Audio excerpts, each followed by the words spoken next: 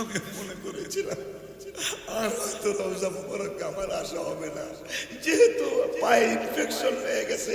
অনেকের তো পচতে পচতে হাঁটু পর্যন্ত পচে যায়, কেটে ফেলে রান পর্যন্ত পচে যায়। আমি নবীকে বললাম, যদি আমার এইটাই শেষ বিদায় হয়, আর যদি বাংলাদেশ থেকে আবার আসা না হয়, তাইলে আপনার নুরানি চেহারা মোবারকটা কিন্তু দেখায়া কাছে বসে আমার কালেমাটা পড়াইয়া দিবেন। রুহুটা বের হওয়ার সময় আপনার নুরানি হাত মোবারকটা আমার কপালের মধ্যে ছোঁয়া লাগাইবেন। সুবহানাল্লাহ, আমিন আমিন আমিন। ওমর ফারুক রাদিয়াল্লাহু তাআলা ডাক দিয়েছেন, মাথা মোবারক উঠে হাউমাউ করে কাঁদলেন যে আর একটু সময় যদি আমারে দিতেন। অর্ধেক উম্মতের আল্লাহ আমার এই সেজদার কারণে ক্ষমা করে দিয়েছেন, বাকি অর্ধেক আমি ক্ষমা নিতে পারলাম না। আমার আল্লাহ বলবেন, হে জান্নাতের ফেরেশতারা, ওরে একটু বাধা দাও, ওরে জান্নাতে যাইতে দিও না। কি করব? ওই জাহান্নামের দিকে অস্করুনি পাগলার চেহারাটা ফিরিয়ে দাও। বাকি অর্ধেক কলিজাটা শুকিয়ে যাবে। শুকিয়ে যাওয়ার পরে একটু পরে আমার আল্লাহ বলবেন, পাগলার একটু বলো, ওই যে অর্ধেক উম্মত জান্নাতে নেওয়ার জন্য সে দোয়া শেষ করতে পারে নাই, জান্নাতের গেটের মধ্যে দাঁড়ায় আমার হাবিবের জন্য এই পাগলা একটা না দুইটা না 32টা দাঁত মোবারক ভেঙে ফেলেছিল। আমি আল্লাহ কুদরতি চক্ষু মোবারক দিয়ে দেখেছি, আমার কুদরতি ক্যামেরা দিয়ে ক্যামেরা করে রেখেছে। এখন এই পাগলারে জাহান্নামের গেটটা খুলে দাও, জাহান্নামের দিকে তাকায়া ওরে যদি মনে হয় অলিউল্লাহরে লইয়া যাইব, অলিউল্লাহ মাহতাবুদ্দিন লইয়া যাইব, আব্দুল আজিজ মাওলানার সামনে প্রিন্সিপাল নিয়ে যাইব, আব্দুল জব্বার পেদারে নিয়ে যাইব, হাজী শামসুদ্দিন নিয়ে যাইব। আমি আল্লাহর কোনো আপত্তি নাই, ও যারে পছন্দ হয় তারই যেন ইশারা কইরা নিয়ে আসে, ওর সাথে সাথে যেন জান্নাতে নিয়ে যায়। এই জন্য আমি আল্লাহ ব্রেক করে দিলাম। চিল্লায় কি সুবহানাল্লাহ বলা যায়? ওই জান্নাতে যখন মানুষ ঢুকবে, যেহেতু আমার মাওলানা ভাই কইছে হুজুর দুনিয়াটাও কইেন আখিরাতটাও একটু কইেন, ওই জান্নাতে যখন মানুষ যাবে, যাওয়ার আগে ভাই আমার এখন চিল্লায় কাঁদতে বলেছে। আমার আলা হযরত আসিফুল বরকত লিখলেন, अपने मौला का प्यारा हमारा नबी, दोनों आलम का दुल्हा हमारा नबी। আমার নবী বলছেন, হ্যাঁ তোমাদের আলা হযরত ঠিকই লিখেছেন। কি ঠিক লিখেছেন ইয়া রাসূলুল্লাহ? আমাকে জান্নাতে নেওয়ার আগে দুলার মতো সাজাবে, হুল্লাতাম মিনাল হুলালিল জান্নাহ, আমাকে জান্নাতে পোশাক পরাবে, 70,000 ফেরেশতা দাঁড়িয়ে থাকবে। বল হুজুর বলেন মিছিল শুরু করি, জুলুস শুরু করি। নবী সাল্লাল্লাহু আলাইহি ওয়াসাল্লাম বলবেন, না না জুলুস চলবে না, এখন কি করবো? জুলুসের সময় আসতেছে, আপনি কি করবেন? নবী সাল্লাল্লাহু আলাইহি ওয়াসাল্লাম তিরমিজিতে বললেন, হুল্লাতাম মিনাল হুলালিল জান্নাহ, আমাকে দুলার মতো সাজানোর পরে, জান্নাতি পোশাক পরানোর পরে, সুম্মা আকুবু আইয়ামিনিল আরশি, আমি আল্লাহর আরশের ডান পাশে তোদের জন্য দাঁড়ায়া থাকবো। সুবহানাল্লাহ কি করে বলে? সেই নবীর সাথে মানুষ কেমনে বেয়াদবি করে? তিরমিজি শরীফের হাদিস, সুম্মা আকুমু মানে দাঁড়ানো, আকুমু আইয়ামিনিল আরশি, ইয়ামিন মানে ডান। নবীজি বলছিলেন, আমি আল্লাহর আরশের ডান পাশে তোদের জন্য দাঁড়ায় থাকবো। আল্লাহ বলবেন, মাকামাম মাহমুদা, এই চেয়ারটা তো শুধু আপনার জন্য, আপনি বসুন, আপনার অন্তর মোবারকের ব্যথা তো আমি জানি, আপনি বসুন। নবীজি বলবেন, আমি বসবো না। কেন বসবেন না? আমি যদি বসি, আমার উম্মত যদি রাস্তা চেঞ্জ কইরা শঙ্করকাঠি দিয়া না দিয়া যদি রামনগর দিয়ে নিয়ে যায়, তাইলে তো আমার ব্যথা লাগবে। এই জন্য আমি দাঁড়াই থাকবো, জান্নাতি সবাই হবে, পরে আমি মাকামে মাহমুদে বসবো। সুবহানাল্লাহ সুবহানাল্লাহ।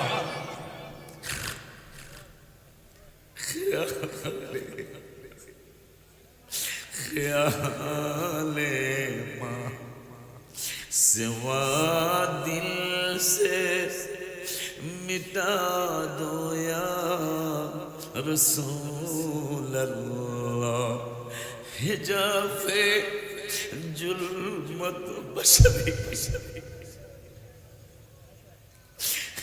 हिजाफे जुल्मत बशरी उठा दो या रसूल अल्लाह। अल्लाहुम्मा सल्ले अला मौलाना मुहम्मद محمد وعلى سيدنا أغرني وغرهني غلامي أنت سلطاني دیگر چیزیں نمی دانم اغثنی یا رسول اللہ اللہم صلی علی سید مولانا محمد وعلى سيدنا সময় লাইরে ডাকো বেশি আল্লাহ হো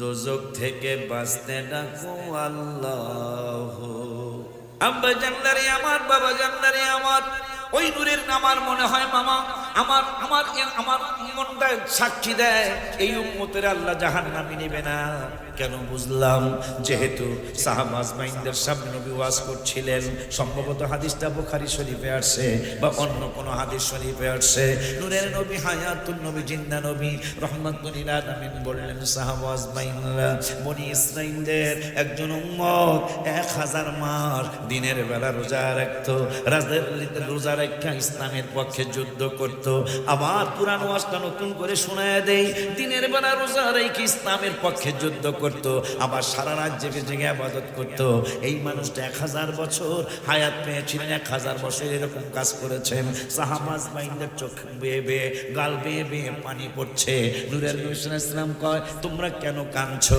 বুখারী শরীফের হাদিস মাহতাব ভাই বুখারী শরীফের হাদিস নূরের নবী সাল্লাল্লাহু আলাইহি ওয়াসাল্লাম বললেন উম্মতের মনে কি দুঃখ উদ্বেদনা কি কষ্ট যাতনা এটা আমাকে বলা লাগে না উম্মতের মনের কথা আমি নূরের নবী রাহমাতুল লিল আলামিন জাইনা ফালাই শামসুল হাজির মনের মধ্যে কি কষ্ট খালি নিয়তটা সহি রাখবেন আমার এই ব্যবসাটা হাজার সুফিয়াতের খেদমত করব কি এর লস হইব এখন লস হইলে এক বছর আবার এই লস উঠে আরো বেশি লাভ দিব যেহেতু আল্লাহ বলছেন 10 পারা 18 পৃষ্ঠায় ওমা নাকাবু ইল্লা আন আগনাহুল্লাহু ওয়া রাসূলুহু মিন ফাদলি ধনী আমি আল্লাহও বানাই ধনী আমার রাসূলও বানায় সুবহানাল্লাহ পাক পাঞ্জাতনের পাগল হই আপনি লস হইব কোন কি আপনি লস এক বছর হইব 2 বছর এক পরের বছর লাভ দিয়াও আগের বছরটা সহ দিয়া দিব আল্লাহ মারহাবা আব্বা জান্নারে আমার কষ্ট নিচ্ছেন না তো জান্নাতের কথা বলছি না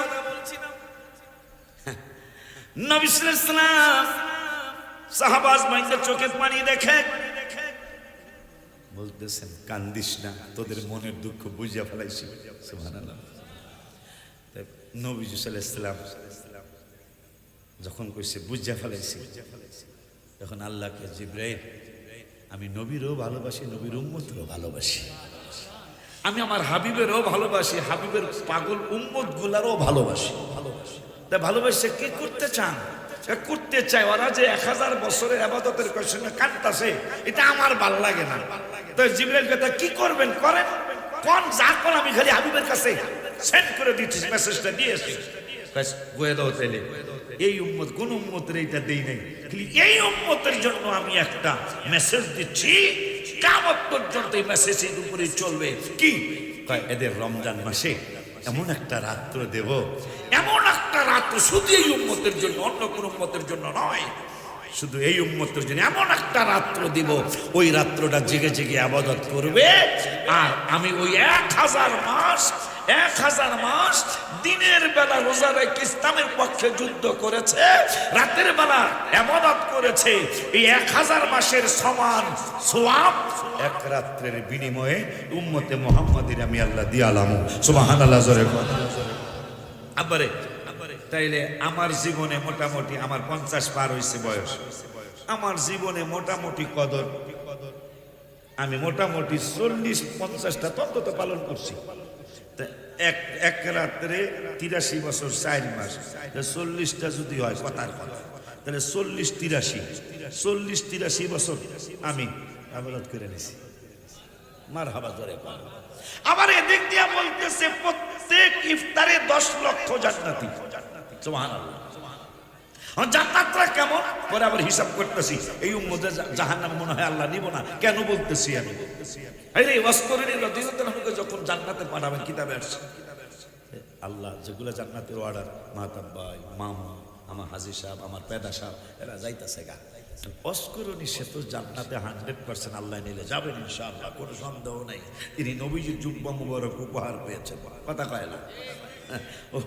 ওই ওয়াসকুরুনি যখন জান্নাতের অর্ডার হবে, আল্লাহ বলবেন আরে বাধা দাও, সুবহানাল্লাহ, আরে বাধা দাও, আর জাহান্নামের দিকে তাকে একটু ফিরাও। এদিকে বলবে ওয়াসকুরুনি রে বাধা দাও, 32 দাঁত ভাঙা গেছে হাবিবের সম্মানে, তাকে বাধা দাও, জাহান্নামের দিকে তার সিনাটা ফিরায় দাও, চেহারাটা ফিরায় দাও। যখন বাধা দিবে অর্ধেক কলিজা শুকিয়ে যাবে ওয়াসকুরুনি রাদিয়াল্লাহু আনহু। আমি তার মাজার শরীফ জিয়ারত করেছি ওমানে। আমার মিলাদুন নবী খালি বাংলাদেশ হয় নাকি মিয়া? মিলাদুন নবী আমাদের বর্তমান তারেক রহমান সাহেব, আমাদের প্রধানমন্ত্রী মহোদয়, আমি বড় খুশি, মনে হয় এই জন্যই আল্লাহ তারে প্রধানমন্ত্রী বানায় এনেছে। তার ফ্যামিলির একটা ইতিহাস, তার বাপও প্রথম নির্বাচনের পরেই প্রধানমন্ত্রী এসে, তার বাপ জিয়াউর রহমান সাহেব প্রথম নির্বাচনের পরেই প্রধানমন্ত্রী, তার মা প্রথম নির্বাচনে এমপি হওয়ার পরে প্রধানমন্ত্রী, পোলাও প্রথম নির্বাচনে পাশ করে প্রধানমন্ত্রী। সিরিয়াল কি মজার সিরিয়াল, আলহামদুলিল্লাহ। উনি গত মিলাদুন নবীতে আল্লাহ আমাদের দয়া করছেন, আসলে গত মিলাদুন নবীতে কিন্তু তিনি লন্ডনের জমিনে ঈদে মিলাদুন নবী ইসলাম নিজে করেছেন, বাংলাদেশের মানুষকে দেখাইছেন আমি কিন্তু মিলাদুন নবীর পক্ষে, আহলে সুন্নাত ওয়াল জামাতের পক্ষে। সুবহানাল্লাহ জোরে বলেন, আলহামদুলিল্লাহ। মনির ভাইয়ের কি জানি ডক্টর আজকে যিনি, আমিও তার সাথে কানে কানে কিছু কইছি, আলহামদুলিল্লাহ, আর ভাইয়া কিছু বললাম, আলহামদুলিল্লাহ, আলহামদুলিল্লাহ। এটা আল্লাহর তরফ থেকে হচ্ছে। নির্বাচনের পরের দিন আমি গজল লিখছি একটা, মামা নির্বাচনের পরের দিন একটা গজল লিখছি, বেয়াদবি ভালো না আল্লাহ তাআলা সহে না, বেয়াদবি ভালো না আল্লাহ তাআলা সহে না, কলা ফখরুজ বলিয়াছেন দয়াল রাব্বানা। ফখরুজ মানে এক্সিট, এক্সিট মানে বের হওয়া, বাহির হয়ে যাওয়া। আল্লাহ বলছেন বেয়াদবের জন্য জান্নাত বানাই নাই, এ বেয়াদব শয়তান বের হয়ে যা, খুরুজ হয়ে যা, এক্সিট হয়ে যা, এখানে থাকতে পারবি না, এটা আদববাদদের জন্যই জান্নাত। পরে আমি লিখছি গজলের মধ্যে প্রথম কলিটা শোনাই, আতে আছে হাদিস বুখারীতে বেয়াদবি করলে ওলির সাথে, আছে হাদিস বুখারীতে বেয়াদবি করলে ওলির সাথে, তাদের বিরুদ্ধে দয়াল আল্লাহর যুদ্ধ ঘোষণা, হায় হায় তাদের বিরুদ্ধে দয়াল আল্লাহর যুদ্ধ ঘোষণা। বাজান বেয়াদবি ভালো না আল্লাহ তাআলা সহে না, কলা ফখরুজ বলিয়াছেন দয়াল রাব্বানা। মারহাবা জোরে কয় না। আল্লাহর যে কত বড় মেহেরবানি হয়েছে, 143টা মাজার শরীফ ভাঙা হয়েছে 18 মাসে। কয় মাসে? 18 বছরেও কিন্তু 143টা মাজার ভাঙা হয় নাই। 18 মাসে 143টা মাজার শরীফ ভাঙা হয়েছে। ভাইজান আমি আপনাদের শত্রু না, আপনারা আমার শত্রু, আপনারা আমার ভাই, আপনি আপনাদের ভাই, কিন্তু সত্য কথাটা ভুলে যাই, দরকার ছিল, দরকার তো ছিল না। এই 143 জনের মধ্যে কি 2-4 জন আল্লাহওয়ালা নাই? কথা বলেন না কেন? 143 জনের মধ্যে কি আল্লাহকে খুশি কইরা মাজার শরীফে গেছে, রাসূলকে সন্তুষ্ট কইরা মাজার শরীফে গেছে, এইরকম আল্লাহওয়ালা নাই? 143 জন সব কি ভণ্ড? হ্যাঁ, আমরাও ভণ্ডদের বিরুদ্ধে আছি মামা, আমরাও ভণ্ডদের বিরুদ্ধে। আসেন একসাথে ভণ্ডদের বিরুদ্ধে লড়ি।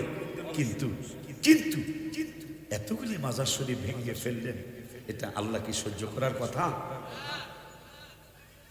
1925 সালে মা ফাতেমাতুজ জাহরা রাদিয়াল্লাহু তাআলা আনহার মাজার শরীফ জান্নাতুল বাকিতে ছিল। আমার কাছে ছবি আছে, একবারে কিতাব সহ আমি দেখাই দিতে পারবো। মা ফাতেমাতুজ জাহরা রাদিয়াল্লাহু তাআলা আনহার মাজার শরীফ ছিল। হায় হায়, ওসমান বিন নুরাইন রাদিয়াল্লাহু তাআলা আনহু মাজার শরীফের গম্বুজ মোবারক জান্নাতুল বাকিতে ছিল। কিন্তু পরবর্তীতে বাতিল সরকার আসার পরে এগুলো আস্তে আস্তে ভেঙে দিল। কিন্তু যারা যারা বেয়াদবি করেছিল, ওনার নামটা আমি ভুলে গেছি, নামটা আমি ভুলে গেছি, তাদের বাচ্চাদের দাঁত হয় না। কি হয় না? কথা কয় না? আল্লাহর ওলিদের সাথে এই 100 বছর আগে বা 100 বছর আগে যারা বেয়াদবি করলো তাদের বাচ্চাদের দাঁত হয় না। আজকে যে 100-150 বছর হয়ে গেল, যারাই জন্মগ্রহণ করতেছে আল্লাহর ওলিদের সাথে যারা ওই সময় বেয়াদবি করলো, এক আল্লাহর ওলি বদদুয়া করলো। বদদুয়া করার পরে যে তোদের জন্য আল্লাহ মানুষ যাতে বুঝতে পারে, তোদের দেখলি যাতে বুঝতে পারে তোরা বেয়াদবে রসুল, বেয়াদবে ওলি। সৌদি আরবে ওই ফ্যামিলিতে আজ পর্যন্ত যত বাচ্চা জন্মগ্রহণ করে 10 বছর হয়ে যায়। ওমর ফারুক রাদিয়াল্লাহু তাআলা ডাক দিয়েছেন, মাথা মোবারক করে হাউমাউ করে কাঁদলেন যে আর একটু সময় যদি আমারে দিতেন, অর্ধেক উম্মতের আল্লাহ আমার এই সেজদার কারণে ক্ষমা করে দিয়েছেন, বাকি অর্ধেক আমি ক্ষমা নিতে পারলাম না। আমার আল্লাহ বলবেন, হে জান্নাতের ফেরেশতারা, ওরে একটু বাধা দাও, ওরে জান্নাতে যাইতে দিও না। কি করবো?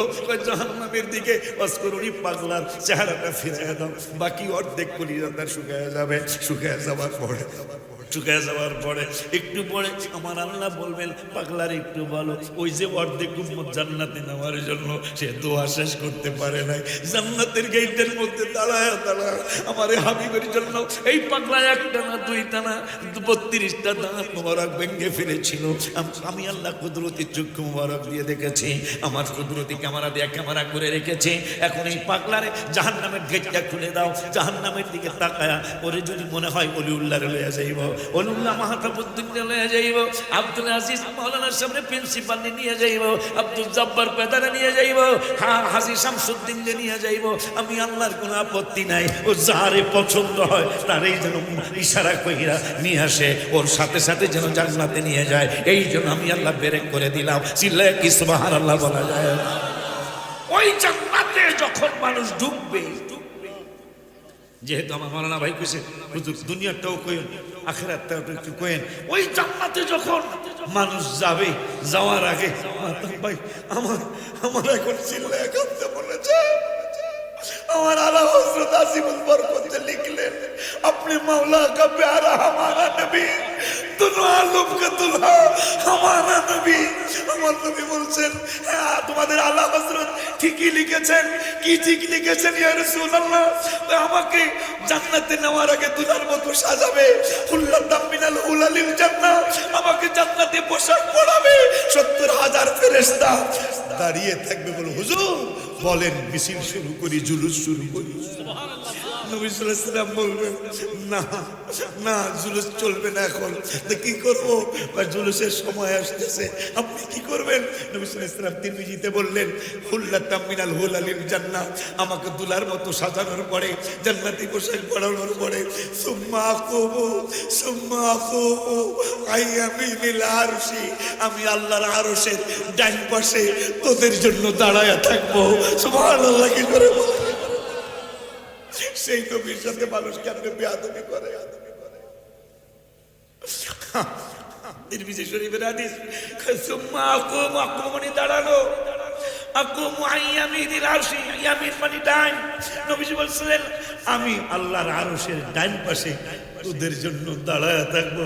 আল্লাহ বলবেন মাকামাম মাহমুদা, এই চেয়ারটা তো শুধু আপনার জন্য, আপনি বসুন, আপনার অন্তর মোবারকের ব্যথা তো আমি জানি, আপনি বসুন। নবীজি বলবেন আমি বসবো না। কেন বসবেন না? আমি যদি বসি, আমার উম্মত যদি রাস্তা চেঞ্জ কইরা শঙ্করকাঠি দিয়া না দিয়া যদি রামনগর দিয়ে নিয়ে যায়, তাইলে তো আমার ব্যথা লাগবে। এই জন্য আমি দাঁড়াই থাকবো, জান্নাতি সবাই হবে, পরে আমি মাকামে মাহমুদে বসবো। সুবহানাল্লাহ সুবহানাল্লাহ। আমি মনে করেছিলাম আর হয়তো রওজা মুবারক আমার আশা হবে না, যেহেতু পায়ে ইনফেকশন হয়ে গেছে, অনেকের তো পচতে পচতে হাঁটু পর্যন্ত পচে যায়, কেটে ফেলে রান পর্যন্ত পচে যায়। আমি নবীকে বললাম, যদি আমার এইটাই শেষ বিদায় হয়, আর যদি বাংলাদেশ থেকে আবার আশা না হয়, তাইলে আপনার নুরানি চেহারা মোবারকটা কিন্তু দেখায়া কাছে বসে আমার কালেমাটা পড়াইয়া দিবেন। রুহুটা বের হওয়ার সময় আপনার নুরানি হাত মোবারকটা আমার কপালের মধ্যে ছোঁয়া লাগাইবেন। সুবহানাল্লাহ, আমিন আমিন আমিন। আপনাদের কথা রাখার চেষ্টা করেছে, কখন আজটা বলে মিলাদ পড়বো ইনশাআল্লাহ। আব্বারা হাজী সাহেবের ছেলেরা আব্বা ইয়া করে ফেলেন, তারপর কাছাকাছি নিয়ে আসেন।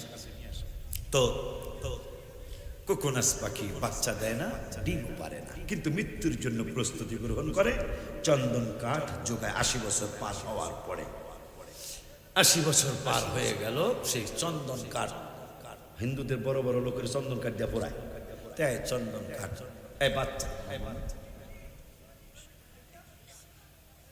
কয় কি মামুরে,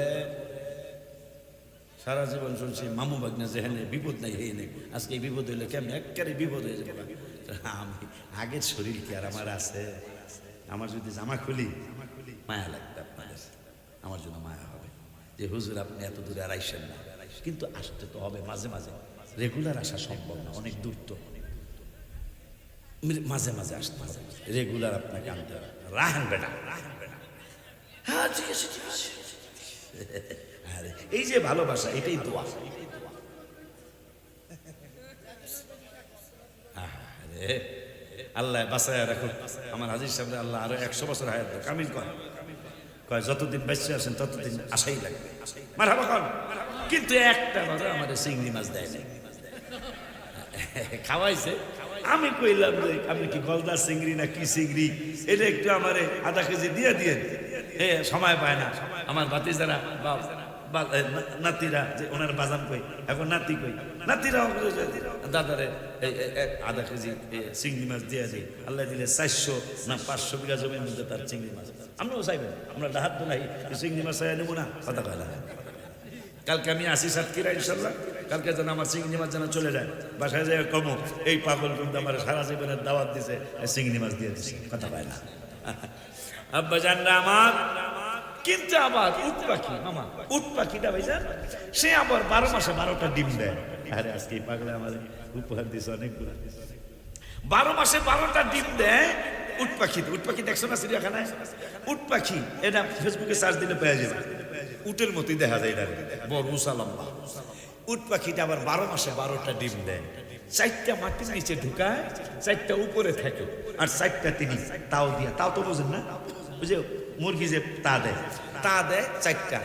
বাচ্চা যখন ফুটে দেখেন কেমন হিসাব, এই গুনে পাকা, এই উট পাখি গুনে পাকা, বাঘে পাকা কিনা জানি না, গুনে পাকা এই উট পাখিটা। তোমার সেলিম ভাই, উট পাখিটা 12টা ডিম পাইরা আল্লাহ দিলে 3 ভাগ করে। মাতা ভাই কেমন কাজ কারবার, আমরা মানুষ হতো অনেক সময় করে 3 4 12, অনেক 5 4 12, এরকম পোলাপান ছাত্র আছে না?